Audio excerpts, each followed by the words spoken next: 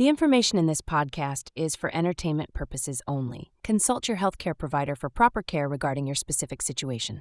Welcome to Rattle Nurses, the podcast that's here to shake things up when it comes to pregnancy, breastfeeding, and postpartum care. Hosted by two experienced nurses, we're bringing you real talk, expert advice, and a whole lot of laughs as we navigate the wild world of newborn care. Whether you're a first-time parent or adding another little one to the mix, we've got the tips, stories, and answers you need to make this journey a little easier and a lot more fun. So grab your coffee, even if it's cold, get comfy, and let's dive in.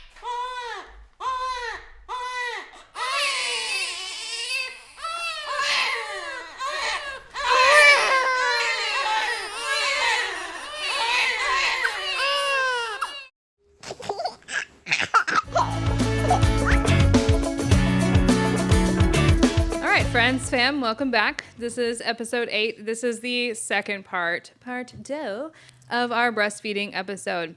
So, just in case you didn't listen to the last episode, this is Jackie. She's our entity IBCLC, one of them. So we are talking about in our last episode tips for good latch, tips for identifying a bad latch, things like that. So we'll go over a few more things. It was a lot of content to cover, and we just have a lot of things to say. We like to talk, okay? We do. Okay, but first, I was going to tell you guys this. So my husband bought these affirmation cards for me, and I brought them here so I can give you guys affirmations. I think he got these on Amazon. But we'll do a daily affirmation. I should have done it last one. I didn't think about it. You will get there. You're going to do great today. That's your daily affirmation. You're going to do great today. There are some of these that have curse words on them, so I'm going to have to censor them. But you're going to do great today, guys, everybody. Okay. Oh, that's censorship. I know. I've toned it down a lot, I have to say. You have. I think I've done phenomenal. You guys, I have a sailor mouth. I think you need an award. I don't even know this girl. She's entirely different from the one I work with. I do. I have a terrible mouth, and I do have to. I was trying to keep it in check. So we have joked periodically and said we should do an episode and called it "Spoiled Milk." Where we just turn it loose. That would be phenomenal. That would be amazing. So I've been trying to keep it low key because I don't know, moms listening, other nurses listening might have their little kiddos in there. So, I mean, I try to keep it a little toned down. But yes, we should do a spoiled milk episode. With fair warning. Like it. It's all got to build up to a point where you just got to let it go at some point. Yes. And then you could let the nurses rattle. There we go. This is where the nurses really get to rattling. Okay. So I'm going to start off. I have another story. So on our last one, we talked about I had a patient who didn't realize that breastfeeding was going to be difficult. And this is not what it shows in the movies. It makes it seem so easy. But I have a different one. And I think I've chatted about this before a little bit, but I had a patient one time. She wanted to breastfeed. She didn't breastfeed her first kiddo, and she wanted to breastfeed this one. Well, we got some good latches, and then she called me in there. She's like, I just want to talk about the latch and the breastfeeding. And I said, okay, no, do you want me to call lactation or I'll come first? She's like, well, you can just come first. It's not that big of a deal. And I said, okay. Well, I get there. And so we were chatting and she really wouldn't tell me the root of the problem. And what it came down to is she did not like the sensation of breastfeeding. She did not like baby being latched to her. And I said, okay, are we still wanting to give baby your milk? Would you like to, I can still help you produce that milk. We can teach you things. We can, we talked about her having her own pump at home, etc. And I think the moment that she realized that there were other options to feed her own milk to her baby, but still not have baby latched to her, she relaxed. And I will say she was still breastfeeding before she left the hospital. She was still okay with it, but I think she had just built up in her head that this is the only way, there was the only one option. But sometimes I do give moms that education, that option. You can pump and breastfeed, or you can pump and give baby your personal milk, but it does take a while for that milk to come in. So last time around, we had talked about a little hand expression. We had talked about if you get a pump, don't expect the pump to be pulling out all that colostrum, because the pump just does not do it quite as well. So look at our other video about the hand expression. There should be a link in there that you can look at that. But yeah, talked about that. So now we're going to talk about things that may prevent breastfeeding success. Mostly getting out of your head, but... Well, I think you make a really good point when you talk about there being other ways to go about breastfeeding or providing your baby your breast milk. And it would be a whole nother episode, I think, for us to talk about the benefits just of breast milk and why to choose breast milk versus to choosing formulas and such. But just in talking about when you know you have a mom who would love to be able to give their baby the breast milk and they understand the importance of that, but the physical act of breastfeeding may not be something that they want to do or are comfortable with or have the time to do. Sometimes it'll be like their fifth child and they just have got their hands full because they're all little ones running around. Sometimes the women have to go right back to work. We do have rights now. Where employers have to provide a place for women to be able to go and pump. But there are even loopholes to that. Like if it's a small employer who maybe doesn't have, I don't know what the rule is on it, but let's say you're the only person working at the ice cream shop. How are they supposed to provide a special room just for you to pump and allow you that time to get away to do that pumping? So there are some loopholes to that. But overall, large corporations and such try to have breastfeeding rooms. I know we do at our facility. And we support that. We support those extra breaks. But still, for a lot of women, to be able to just exclusively breastfeed is not always going to be the choice for them. Whether it's a choice, whether they don't want to, as you said, they aren't comfortable with it, or they just can't. Yes. So I think you're bringing up a good point, and it's real important for them to know how to go about doing some proper hand expression. Is that what you're wanting to talk more about? Is how to do hand expression? Well, not necessarily. I mean, we can do that, but we talked about that a little bit we prior. have the video already. Yeah. More so, I just wanted to lead off with a story that's, okay, there's options. Do some research. Whatever you got to do. Just I mean, and getting off a little bit of a side road on that, but, I've had patients that, let's say, one of my favorite stories is I had a woman who, she and her husband adopted this little baby. And I found out that they had adopted a child before from us and thought that formula was their only option. And now they were real excited because they had learned that we had donor milk, which we didn't have before. So we had donor human breast milk, and they were able to feed the baby. And then somehow in me talking to her, just rounding on seeing questions and such, I had talked to her, and she had talked about not having had a breastfeeding experience and having wanted that. Well, we have something that's called a supplemental nursing system. The old S&S. Yes. With that. Oh, yes. And basically, it's like a bottle turned upside down that has a teeny tiny little tubing that then runs alongside mom's breast and is taped just at the edge of the nipple. And so baby latches like it normally would, but when the baby was able to nurse, it was taking that extra milk. So here's a mother who otherwise wouldn't ever have that breastfeeding experience, wasn't going to produce, and yet she was able to have that experience. Feed the baby at her breast. Yeah, so that was a really neat one. So it's wild, the options that they're really and truly out there. Yeah, So it is. It's amazing. But there are other factors, the one like you're saying where sometimes the woman may not choose to or may not have the time to, but you might have somebody who really, really wants to, and yet she has flat or inverted nipples.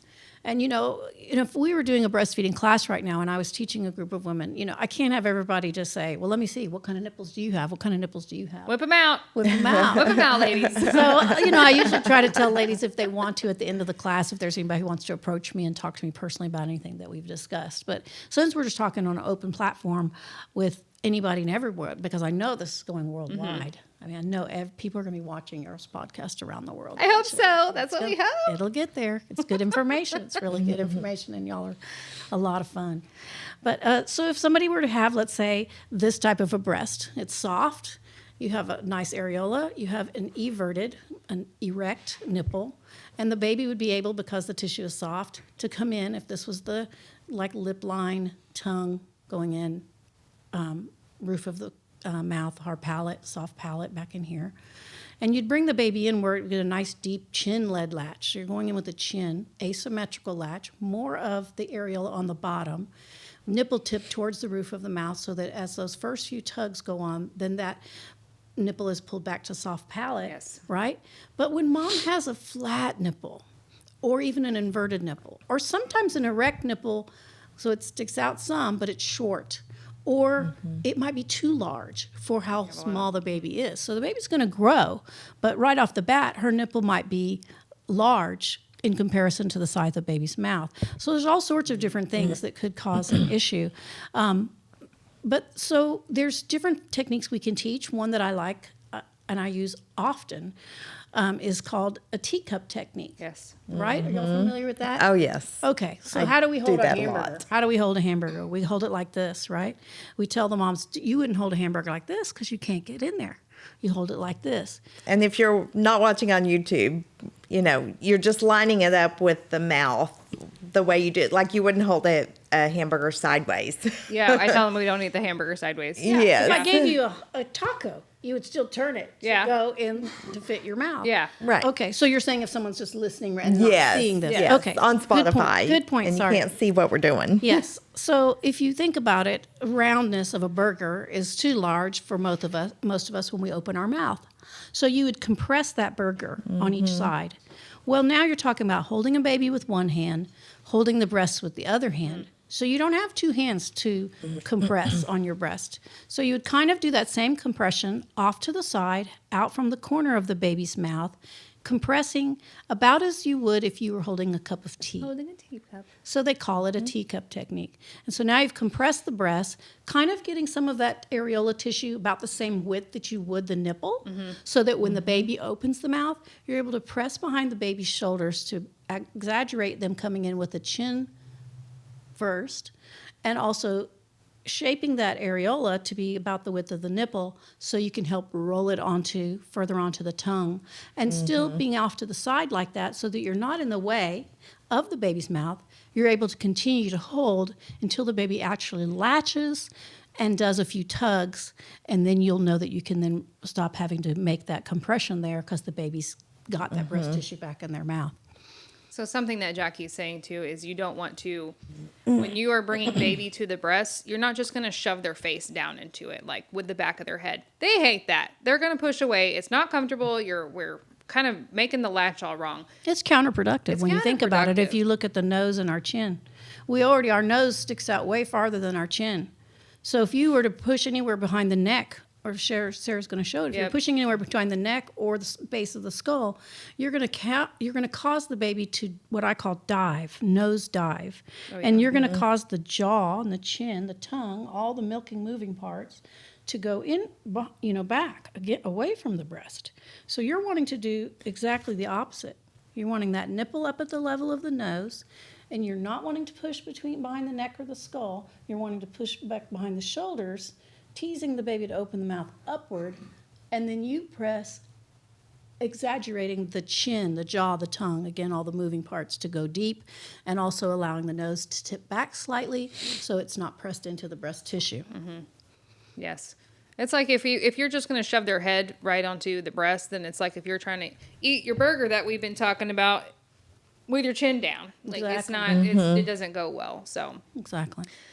Also, I see a lot of moms doing this number when they're trying to compress the areola instead of coming back behind or even doing our teacup on the side. We get this. Yes. And we were talking about the last episode where they try to get it in the mouth and they try to shove more in there. Yeah. So what Sarah's doing, again, if you can't see it, she's holding right at the base of the nipple. Well, again, you need to be able to hold until the baby actually makes the latch and does those first couple of tugs. So if you're up there in the way of where you want the baby's mouth to be, you're going to have to let go and jump out of the way anyway. So it's not going to work. So you have to find a way of holding and positioning to where you're to the side of baby's mouth, compressing in a way that is making it narrower, as same way you would a sandwich in the way the baby would open its mouth. I also sometimes see people do what they call a cigarette hold, and they're holding like this. Well, again, Yes, No. I do see that a lot. You Yes. turn it sideways. You can't put it in this way. Yep. So just think about how your baby's opening, and where would you compress a burger or a sandwich for them. Yeah. I get a lot of that when I see people, mamas doing football hold. They'll do football hold and they'll try to compress at the top, and it makes it the sideways hamburger. So then I'm like, well, you can't eat that way. Yeah. So, yeah. So breast shape, breast tissue, nipple shape. A lot of people we're finding don't think that they can breastfeed. There's still a stigma out there like, oh, well, I'll give you an example. A person I know, she was under the impression for her first baby, she didn't think she could breastfeed because she had small breasts. And then people had told her, well, you don't have that big breast, so you can't make that much milk for your baby. 100,000,000,000% untrue. So luckily she's doing fine now. She's doing great. But your breast tissue and your breast density, everybody's different.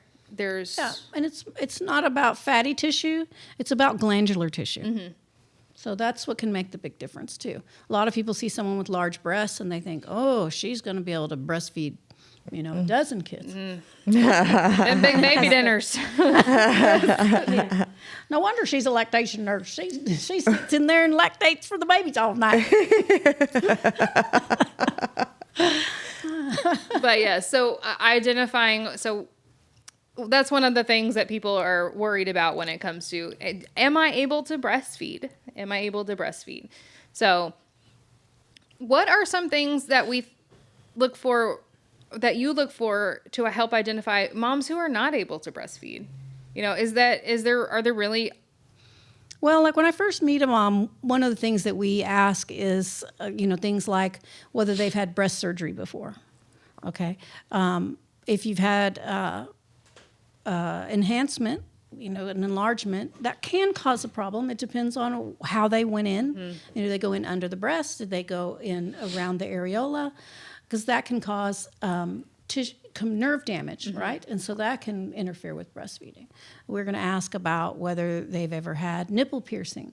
Sometimes there's no problem with nipple piercing. You might have some milk that'll go off to the side. We do see that a lot. Yeah. Make sure you get a deep latch. Those are the party nipples. The party. But sometimes with that, and rarely, you might have had a piercing that went through the nipple. And then let's say you didn't wear anything for a long time, and then jewelry-wise. And so where the duct should be coming up like this and allowing the milk to come out, if it just happened to be that the piercing went through that, and then now it healed on each side of that, right? Then the milk wouldn't be able to come through. And so that person would have not just a plugged duct because mechanically it clogged and can't, you need to massage it and help move things along. But literally the milk can't come up there. So Oh my gosh. I didn't see. We just learned something. I could see both of our faces. I haven't had that issue before. I haven't 'cause either. I've seen it where it goes out to the side, but that makes total sense. It does. That And it's could rare, happen. because you probably, when they're doing a piercing, things are going to kind of move over that are thicker and denser, so it's going to be a rare thing, but it could. Yeah. And so it's just something that if I do have someone who's had nipple piercing that I like to at least let them know about. I do like to tell them it's very rare, so it's to not to worry them, but to let them know, as all moms should be doing, is to doing your little check, kind of like you would when you're going to do your breast, cancer check. But they should check, doing a little massage and just kind of think of it as prepping for breastfeeding. You're kind of getting things loosened up, getting the milk flowing. But at the same time, when you're doing that, if you feel a little nodule, you might go, oh, and don't rub it. Not right away. Yeah, don't rub it. Go and get a mirror. Take a mirror and look at it. I mean, unless it's right here where you can see it, but sometimes it might be under your breast or under your underarm area, which is called your axillary region. But if it's under here, you're going to take a mirror, and before you do any manipulating so that you're able to actually see what it looks like right then, is it red? Is the skin around that local area red? Is it feel warm compared to the rest of your skin in that area? And if so, you may have the start of an infection. You may have the start of mastitis. If not, you may just have a plugged duct. And so then you could maybe do some light massaging, nothing too hard, warm compresses, things to help get the baby to move. The milk would be also like repositioning the baby. Changing position. Yes, Yeah, I don't know if y'all know, but when the baby, where their jaw moves and the tongue is, they actually move the most milk there. So it's really good already to be changing positions that you're breastfeeding the baby. But especially in that if you're breastfeeding and you're doing some massaging and you feel a knot like that, then if the knot would be, let's say, as we talked about under the arm, you might then use maybe a football hold. So the baby's chin and tongue is there and really able to pull that milk a little bit better in that area. Yes. Yeah. That's good Love it, information. yes. I hadn't even thought about that too. I just thought, they find a good position that they like and that works and that's what you do. But no, I hadn't even thought about But that. let's say you position. feel that you're getting a fullness here, and we were talking about the pierced nipple. Maybe there's a plug. It probably wouldn't be this far back. It's going to be up in here. And you're trying these other things and milk's not coming. I mean, it could be a reason somebody has to stop breastfeeding. And then I've had moms who say, well, then could I just stop breastfeeding on that one side? Well, you will make the milk depending on what side you breastfeed on. We've always heard that. Well, it's okay for the baby if you always breastfeed on the left, but you're going to get larger on the left because that's where the majority of milk comes. Not a cute look. No, probably not very comfortable either. Right. But when you think about it with a case like this, if we're talking about being a plugged duct from the piercing, you're probably going to still make enough milk on the side that you're not using because of the plug, even if you are breastfeeding on the other side. So probably they would need to stop breastfeeding. But I would first, before you stopped anything, make a urgent appointment with your doctor. Not an emergency appointment, but so you're not messing with your milk supply and production, and have them assess that and see if that's what's really going on. Good stuff. I had a mom one time, I think it was just a clogged duct. I'm not 100% sure, but I didn't know that someone had told her to massage, and I think it was a family member, not one of us.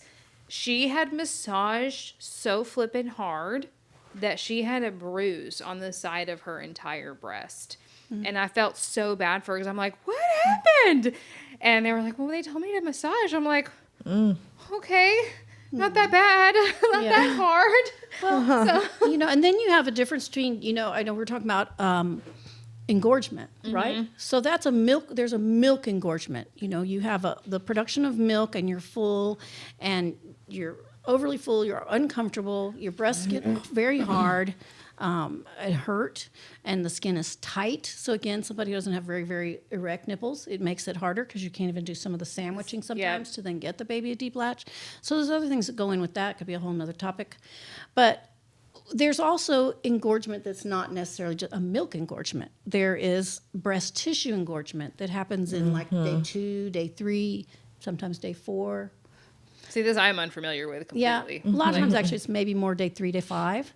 And so that's even when I didn't know enough back, before I was educated in this area, I would be one who was like helping a mom massage and try to get the milk going and trying to do all this. And then I later learned that for how many days along she was, it wasn't a milk engorgement. She was like, man, my milk, used to leak and now I have nothing's coming out. My baby's throwing a fit. My baby can't latch. It's very hard. And I was like, well, we got to get some of this milk out. Let's do some warm compresses. Let's move this milk along. Let's do some massage. But if it's a tissue engorgement, you're actually going to aggravate that situation. Oh, yeah, that makes sense. So is that when you use the ice packs That's when you instead of the use the heat? ice pack. Okay. Yeah, so if you had twisted an ankle, blood's going to flow to that area to try to heal, right? So then you get that inflammatory process going. So same kind of thinking. When your hormones are changing, the tissue here is going through all the hormonal changes, you'll get a lot of extra blood flow and inflammation to the area. So instead of heat, because you're thinking, I've got to get some heat on here and get things moving, which is what a lot of people used to teach, it's get some cool compresses. Take things easy. Don't be aggressive with your breasts. Let things calm between feedings. And then with the next feeding, if you're needing to, you can do some warm compresses and some very light massage to get things moving. But nothing overly aggressive because you actually could make even more inflammation and tissue damage and bruising, like you were talking about. That's probably what this poor gal was doing. Yeah, exactly. So causing that. And probably because she thought she was really going to get that milk out. Yeah. And she wasn't, so she probably was trying harder and harder. Been there. That's what I think happened. Yeah. Yeah. And Poor thing. I have to say, I'm one who's done that, and when I didn't know better, thinking, Yeah. oh gosh, she is full. We I got don't it. know why we can't get it out. Let's get the pump. Nothing was coming, you know. Nothing happened. Yeah. So that's more tissue Tissue engorgement engorgement. then. So kind of look at did she already really have her milk coming in, and now it's like she was full and she maybe slept too long and now her breasts are full of Yeah. milk, then you're going to know that's more of a milk engorgement. Also, how long is she in that process? Is it like I say, around day 3 to 5, you know, day 3 to 4? How long is it? Yeah. And it usually is only going to last a day or two. But yeah, if it's day 3 or day 5, her full milk is not in. Okay. It's not likely to be that. So when we are trying to relieve some engorgement, so we're engorged, we're trying to relieve some engorgement. Milk engorgement. Yes. What are your best methods? I feel like sometimes people will try to tell them to pump, and then they'll kind of overpump and then overstimulate their breast. And then their body will be like, oh, okay, that's empty. I'm going to make some more. Which is actually a great point. Because we talked about earlier, the stimulation makes the production, right? So if you are pumping, hand expressing, doing all those extra things, you might be relieving yourself of some of the milk right then, getting some milk off and getting more Okay, comfortable. feel better. But you also just stimulated and told your body to make more milk. milk. So it depends. You've got to make your breast tender enough that yes, your baby can get a good latch. And if your baby can get a good latch, let the baby eat until they're satiated, right? If once the baby's done, your breasts are comfortable, don't do anything. Don't pump, don't try to ask for more milk. But then let's say it's 2 hours, 3 hours later, your body is so full of milk, and baby doesn't want to eat yet, and it's going to do it soon. You might pump or hand express off just enough for comfort. Just enough. Don't try to empty. Okay. Just enough to make you have some comfort until your baby's going to eat again. That's good information. Okay, so pumping to comfort without necessarily over pumping. Right. And overstimulating so that we're telling our bodies to make more. Yeah, so we always have to look at why are we pumping or why are we hand expressing. I mean, there's pumping if you're able to start it a little bit before the baby comes to get things ready, to get things flowing, so that when you might have a little bit collected, or so that when baby does come to breastfeed, that there's a good amount flowing for them, not waiting till day 1 before you're even asking any milk to come out. But then there's also pumping like for collection, like say it's time to go back to work. So what we would do is people say, when should I start pumping? So we have to look at why are you pumping? Why are you pumping? Yeah. So let's say mom's going back to work at 6 weeks and she's been exclusively breastfeeding and she wants to know, when should I start pumping? So with that particular scenario of 6 weeks going back to work, then we would say at like 4 weeks, adding 2 times a day that you also pump. So just for, different scenarios, but for the sake of this example, the baby eats about 8 times a day. Now you've had 4 weeks with this baby, and you probably are getting a pretty good idea about when the baby eats, about when it seems to take the longer stretches of naps, and that kind of thing. So let's say now it's that 8 o'clock feeding. Baby does a great feeding, 8 o'clock at night, and this is that time where your baby's going to sleep for about 4.5 hours or more. You might want to wait an hour to 2 hours after that feeding, but I wouldn't wait much longer than that in case your baby does want to wake up and eat. You don't want to be, you won't ever be empty, but you don't want to have taken off the bulk of your milk. But let's say an hour after you've fed your baby at the breast to 2 hours, then you could get up and do a pumping session. Now, at this very first time you're starting it, you may not get out as much as you'd like to, right? Because you're just starting to tell your body this new routine. You're just, as you would think, ramping it up to tell it, I want more. Just like you would if the baby's growing. So the baby's always going to be needing more. It's not going to eat the same on day 1 as when he's 3 months old, right? Right. So you're now wanting to start building up a milk supply, a milk bank, if you would, to be able to use when you go back to work. Back to work. Right? So you've pumped this one extra time, and then you've got that other hour, 2 hours, till baby wants to eat again. You breastfeed again. And then maybe in the very first thing in the morning, the baby gets to eat. A lot of times, the very first time that you breastfeed in the morning after you've slept good is when you're going to have a really good milk amount of supply. milk supply. So sometimes after that one, you might feed your baby at the breast, and baby may not completely empty you. You could pump after that one to collect the residual, or you could wait another hour and again pump that. So that would give you twice a day. That's 2 times pumping in addition to the at least 8 times that your baby is getting to eat. So never depriving your baby of getting to Right. direct breast first. Put the baby directly to the breast first, basically. Right. But don't pump every single time afterwards because you're going to tell your body to make double the milk. Well, you wouldn't want to pump every single time because you're going to then tell your body to make that amount Yeah. of milk, and your body's going to Okay. be expecting to pump Yeah. pump every time, and you're not going to be able to. And then you'll be uncomfortable. And then you're going to be Yes. uncomfortable because, yes, every time the baby eats, you're still going to have that extra amount on. And can you pump this time? So kind of try to build it more, I would say. And again, everybody might tell you a little bit differently as their suggestion. But my suggestion would be, yes, try to get a couple of times in there whenever it's good for you, that there's that break in the amount of time where the baby eats, that you could do it. You don't want to do it within the hour before the baby eats because you don't want to take away from what the baby could get by having just emptied. You don't really want to pump within the hour right after your baby eats because you want to be able to collect Yeah. a substantial amount, right?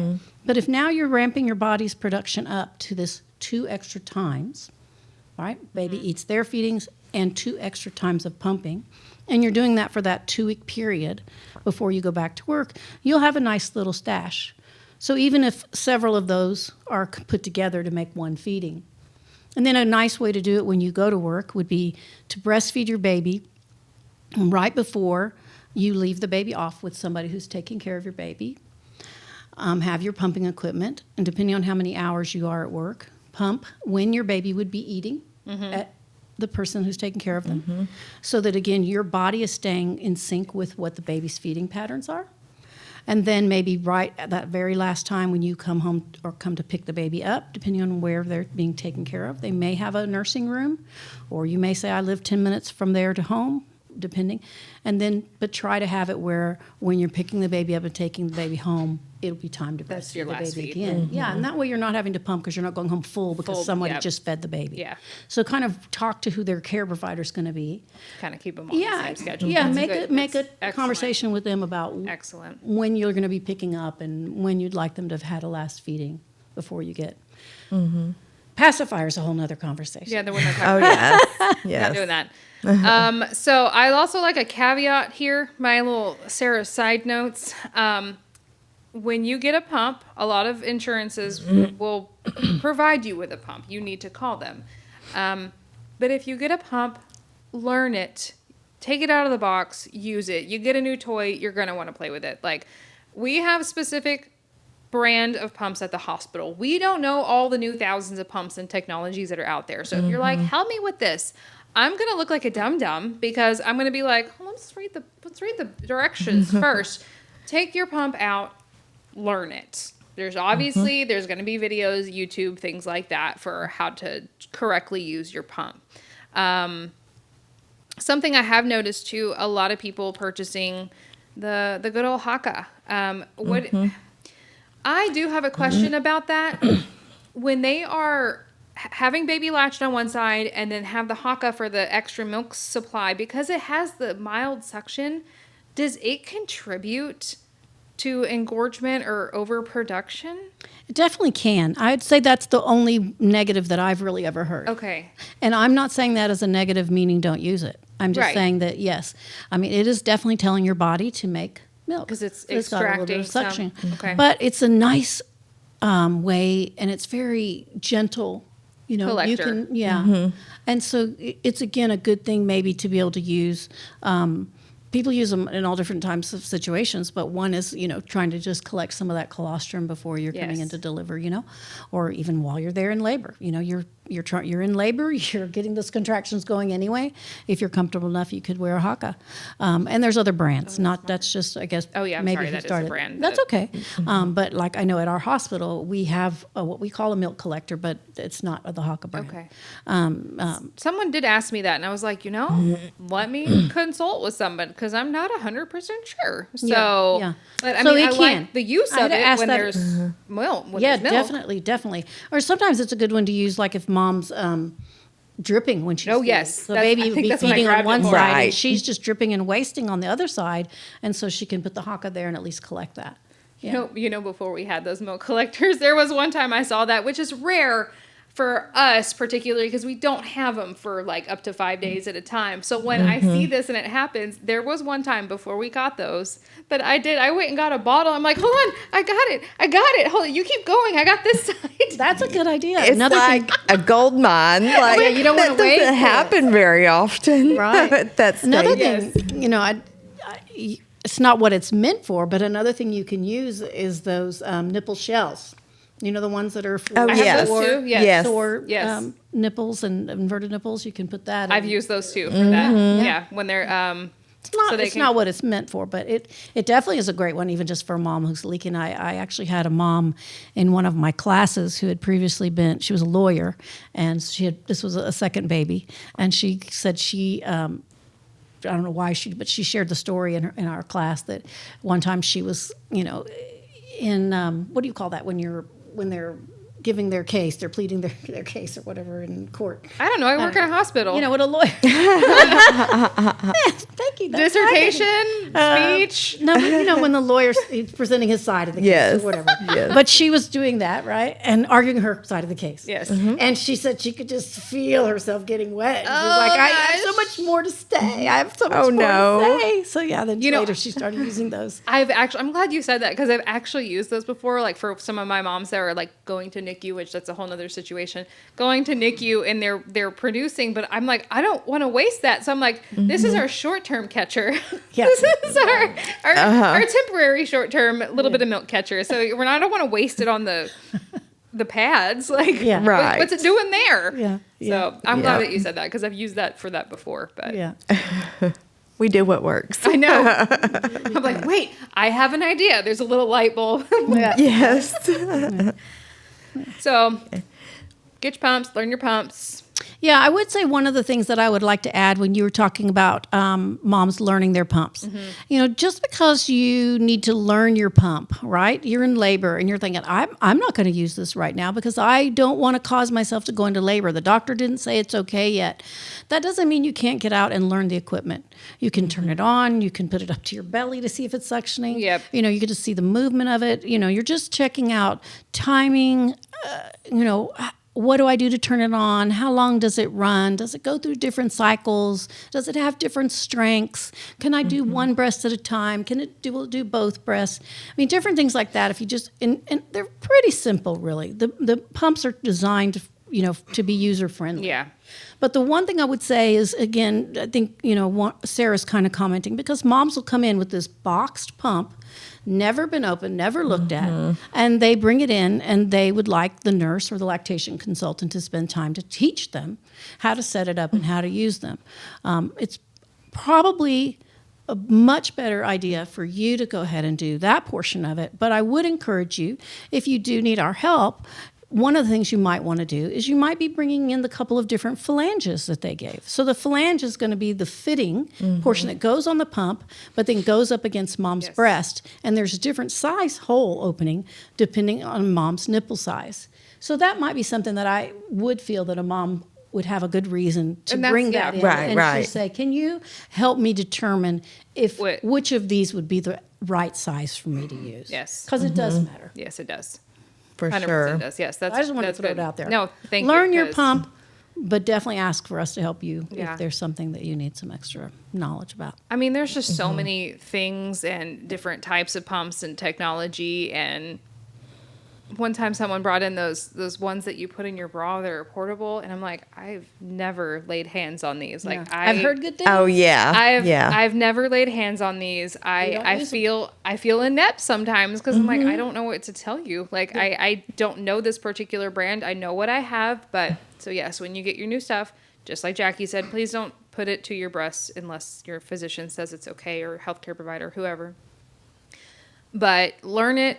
Take it out of the box. You may have to troubleshoot it. You don't want to try to troubleshoot it when you get home and baby's screaming, your boobs hurt, like there's you're Yes. bleeding. There's a whole situation. That's the last thing you want to do. So make sure it's out of the box and functional. Well, and I would think, I don't know for sure, that if you had those instructions, there's probably some links where you can go online and see videos of how to use it. That's going to be your most helpful, I would think. I think that's a great point. Because I know I would seen just every be single- learning with you. Yes. Exactly. And I haven't seen every pump brand out there, but you make a great point, Delana, that a lot of those will have links that actually will then take you to not just instructions, but actual little instructional videos. Like the and QR that's codes. sometimes the nice thing, because you can pause it, rewind it, watch it however many times you want to. So that's a really good point, Delana. Yeah. I'd also Get like on to the- point get out on that the website for the pump that you made. And also, not every insurance company will give you a pump ahead of time. they have to wait until the baby. Sometimes they yeah. wait till the Yes. baby's Yeah. born. At least And- call them and ask. Yeah. So I know that you guys have done a show before about talking about what to do to get ready for going to the hospital. You know, those are things you might want to have those kind of phone numbers. Yes. Have your insurance number ready, because if you've got, let's say your baby's born a little bit early, we need to get you pumping. You don't want to be going home 2 days after you've delivered and not have a pump at home, Yes. right? Yeah. So it'd be good if you could, like, even while you're at the hospital, call your insurance company. Let them know the baby Let 'em came. know. Baby came early, and let's get on it. We need our pump expedited. Yeah, because I think that usually patients will tell me that it takes like 2 to 3 weeks to get those pumps in. So, And then also, you know, you may look ahead of time to some of the resources of where you could rent a pump if you're needing to rent a pump for the couple of 2-3 weeks. I know at our facility we do have that, but I don't know that every facility does. We didn't used to. So it's likely that yours won't have a pump rental station. Yeah. So I would look ahead of time and find out where in your area has it. Generally, they have them where you can rent them for different lengths of time. But if you know your pump is on the way, you probably want to rent it for like the 2-week period. Yes. And just then extend it longer if you need to. It's good information. Or at least, you know, you can buy the hand pumps, the cheaper hand pumps from the store. Yeah. Grab one of those, I guess, in the meantime, because something's better than nothing. If Yeah. we're waiting on that, then you can at least have something to extract a little bit. Yeah. Do you know that they say that if a baby breastfeeds well, your baby is your breast pump, best breast pump, Best breast pump. best breast pump, blah, blah, blah. Then secondary would be an electric pump. And then third would be hand expression. Over lastly would be a hand pump. Really? Yeah. So I have been helping. So when my moms are trying to get out some of that colostrum, I feel like what helps them the most when it's that thick milk and that thick colostrum is they can get the pump on there. And we can do the hand pump and then do a little bit expression while we're doing that. I feel like it Yeah, extracts if you don't lose it. your seal, that's, yeah. I feel like it extracts it a little bit better than if just going. Well, it makes perfect sense, Sarah, because you're saying that, you know, if you had the baby there, the baby's got the mechanical motion that's Yes. going on here, right? That your hand The would be suction. doing, and the pump, the baby also has the suction portion that would be the pump. So your hand is doing the mechanical motion that the baby's jaw and We're just mouth and mimicking tongue, the baby's right? Yeah. mechanisms. And then the hand pump doing the suction portion. So if I it makes tell- sense to me that doing those together, you know. So I've done that before and told them about that. But I mean, yeah, I can see if we're trying to actually do a full. Yeah, A full just pump, doing that. yeah, just doing because the you full know, pump also it can session. be damaging to some people if they're not using properly because they, you know, are you squeezing it this tight? Are you doing it this fast? You know, are you having to keep that up for 15 to 20 minutes and now do it the same another 15 20 minutes on the other side? So I call it the Reminds me gas of those gap. things that dads, you know those things that dads would do. The man, Those know grip those- things, the grip Yes, string things. yeah, grip I still have some of those. Actually. you do. Yes. I don't know why I put it to dad. I guess because my brothers had them. But Someone told me that they help lower your blood pressure or relieve stress, and so of course my husband and I were like, let's try it. like a stress ball, right? Yeah, and anyway, But that's my other thought on the hand pump is like, how tired is a woman going to get, you know, just Right. doing that 15 Carpal 20 tunnel. minutes. yeah. There you go. I always tell them, like, if I give it away or if I show it to them, like, I tell them, I call it the gas pedal pump because you can control that speed with it, of course. Oh, that's good. And then you can control, like, if you're doing a little bit of hand expression, then you have something to help you draw it while you're doing the little massaging. Good So, point. And another thing nice about that, or what's called like a latch assist, is some of those things also just help with everting that nipple. yes, that's also very You have a woman, I Yeah. had a woman who had these incredible, great stand-up nipples for breastfeeding. And yet she told me, that was her third child. Oh, she said, oh yeah, but when I had my first baby, I had inverted nipples. And I looked at her like, are you sure? What? But Like right after delivery or? Period. Because like if you have inverted nipples, it can be just because you have adhesions in there, right? So that's what's holding the nipple in. So being that she had never breastfed before, she didn't have anything she never breaking had anything those. pulling those and pulling that. Oh so my yes, goodness. after using so that's again another reason why don't be afraid if we need to use a nipple shield. It doesn't necessarily mean that you're going to have to use a nipple shield forever. Right. The body It is can wild. be a tool. It really is. So that woman, after successfully breastfeeding that first child for however long she breastfed, she had nice everted nipples and had no trouble breastfeeding her second and her third child. That is Wow. wild. Yeah, it's wonderful. Wonderful. But, sorry. So, sometimes right after delivery, though, anesthesia can make the nipples invert some. True. Yeah. can it? I think even just being tired, but yes, I think some other medications, if they're making you relaxed, it would seem normal to me that they would also make that part relaxed. Yeah. Because that's something, if you think about it, when, in the shower, or if you get cold, or if you brush against something, your nipples might get stimulated and become erect. It doesn't actually have to be because the baby wanted to breastfeed or otherwise.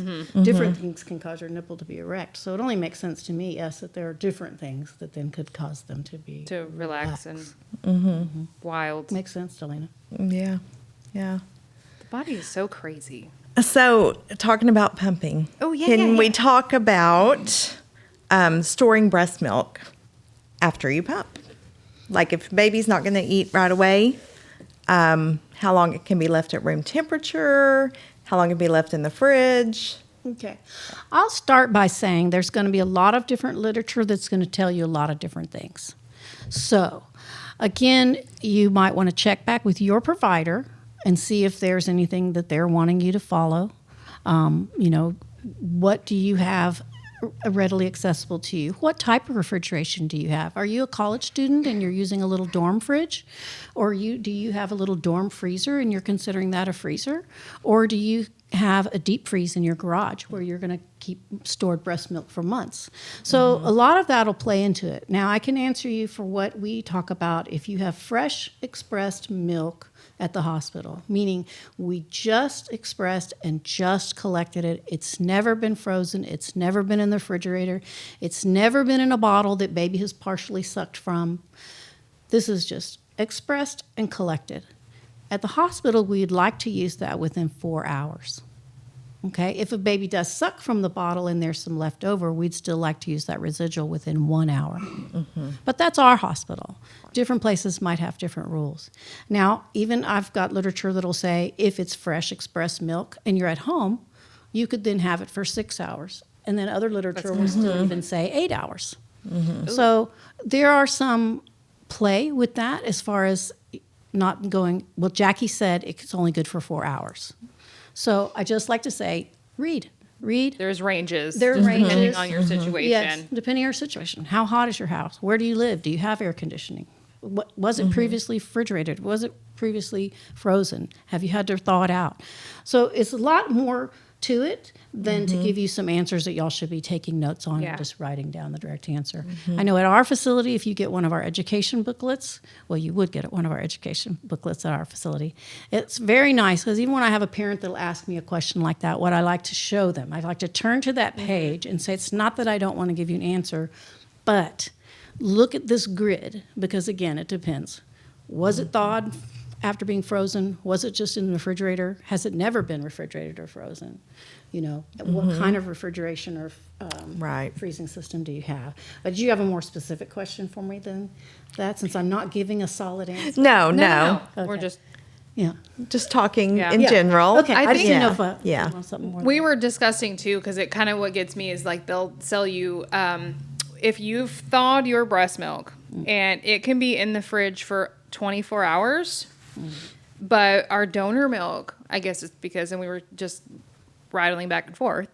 Our donor milk, once we thaw the donor milk, it's up for 72 hours before it expires in the fridge. So it just kind of, there's going to be lots of different things, just depending on the circumstances, different factors. Could be because the It's donor milk goes pasteurized. through a pasteurization process That's what where we were talking your about. milk wouldn't have gone through that. if Yeah, you just it's put it cleaned, directly. it's pasteurized, Yes. et cetera. So, and I think that we were attributing that to why, but yeah. I think so. You're absolutely right. Yep. So most of the time, moms can store their milk in the fridge for up to 3 days, correct? And then it needs to go into the freezer. And it's also really good if you're talking about that to consider that if you are building up that supply, like we're talking about breastfeeding exclusively for 4 weeks, example, going back to work at 6 weeks, so you're building up a supply during that 2-week period per se, to make sure you are dating and timing it when you collected it, not adding to a pouch. So like, let's say yesterday you only collected this much and you have that much more room in the bottle. I know some of you can't see me, so let's say you have a bottle that you've filled 2/3 full and you have another third of space. The next day, don't add more milk to that. Yeah. Because you need to date it and time it from when you first collected that. There are different things to collect it in. There are different bags for freezing and dating. But when you put it in the refrigerator or freezer, depending on how long you're having to keep that, you want to also consider how you're going to rotate it. You want to be using the oldest milk first. Not that it should be old milk. It should be within still the date and time that it's allowed, but still. Pull it to the front like Pull it the to the stalkers front. at the grocery store. Yes. Yeah. That's a great Yeah, example. we're gonna use our old milk first, like before we crack open the new one for sure. That makes sense. It makes sense. So then that Yeah. fresh milk is now allowed to still get 2 or 3 days old, depending on. But again, if you're building up a stash that, yes, you're not going to use for a while because you're not going to even start using it till you're going back to work, then you're going to definitely be doing what you were saying, freezing it. You know, I had one mom tell me that they would write on the little milk bags the freezer bags that they get, if baby was sick or something. I mean, of course they would, before they plopped it in the freezer, they would put, of course, their date and time, but they would put like sick for whatever, and then the symptoms that baby had. Oh, wow. And then because it's such like a biofeedback type of mechanism, like baby's sputum and everything against like the mom's nipple, like the sensory nipples and everything there. Well, even That if they would, they produce the antibodies that would help that baby feel better. So that if they had the same thing with the same symptoms later on, then they could bust out that stash. that milk. Yeah, that stash. That's smart. Yeah, that's Isn't that wild? Or like they at night, I think they produce more melatonin in the milk, and so if baby's just unsettled and fussy, they would bust out like the melatonin milk. Feed your nighttime milk at night. Yep. So I don't know what of that completely is true, but I'm like, hey, it makes sense. it makes sense to me. I mean, it's worth a try, right? That's wild. It makes sense. Yeah. You know, the body is an amazing thing. Again, the body is crazy. Yeah. So, It really is. all right. That's perfect stuff. Well, that's amazing, excellent information. I learned some things. Me too. I like that you taught us. I know. Oh gosh. I can't imagine what the non-nurses have learned. So I know. it's just great. We need to have like Yeah. a blooper reel of Delana and I's faces when you were talking about the adhesions. We were like, light bulb. It's amazing. Well, I would like to say, you know, for anybody who's out there is make sure you're writing in comments, because I know that Delana and Sarah are both, Thank you know, you. looking in there. And so We it do. matters. You know, we're trying to teach you and bring up points that we think are relevant or important to you, but there may be things that we're not even thinking of. So send in your comments, and you know, I'm sure they'll try to get back Or, to us. Say yeah. we like I'm. Oh, we would reach out and be like, so Jackie, we have this. We would reach out to you for sure. But yeah, or private message. Like if you feel like you don't want this to be displayed anywhere, or you just have a personal question, or Right. private message us as well. Like we have different platforms. We check them. Yeah. Some people, you know, you might have a question because maybe you have inverted nipples, and so, but you don't necessarily want to write that in comments where everybody's gonna see, oh, so and so just, you know. So yeah, that's Yeah. a great point that y'all offer that. You know, when you said earlier, perfect stand-up nipples, I thought of two nipples doing stand-up comedy with their microphone.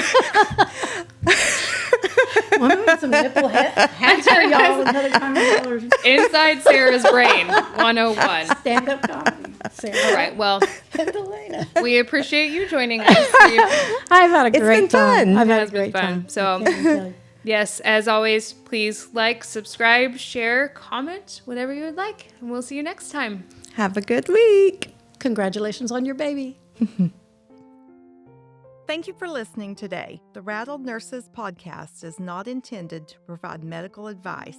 It is not endorsed by our employer, and we are not speaking on behalf of our employer. Our commentary and stories are our own. Also, on a serious note, we want you to know that if you are feeling blue or depressed, it is okay. You're not alone, and there is always someone to reach out to. You can call the National Maternal Mental Health Hotline at 1-833-TLC-MAMA or text the crisis line, text HOME, HOME, to 741-741. Remember, you're doing a great job. Now go warm up your coffee.